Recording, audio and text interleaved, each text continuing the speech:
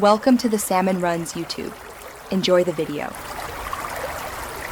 You begin by confirming basic connections and power so you don't chase phantom faults.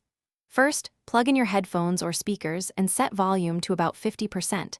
This rules out muted hardware. Once done, open Windows sound settings via the taskbar or Settings app and run the built-in sound test. If audio plays there, you know drivers and hardware communicate.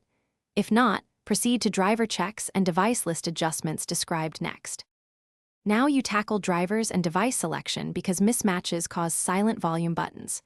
Open Device Manager, find your audio device, update the driver. If that fails, uninstall and scan for hardware changes so Windows reinstalls it.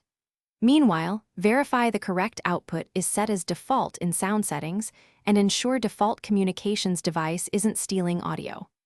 Once done, restart the Windows Audio service to reload the stack. Then test the keyboard volume keys. They should respond if the driver and device order are fixed.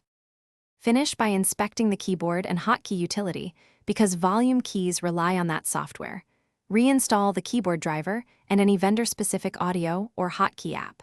If keys still fail, use the on-screen volume control or plug a USB audio adapter to restore sound immediately while you troubleshoot. Make sure to test in a separate user account or safe mode to rule out profile corruption.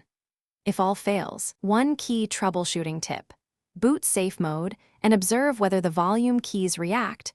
That identifies conflicting software. Thanks for watching. Consider subscribing if we helped you.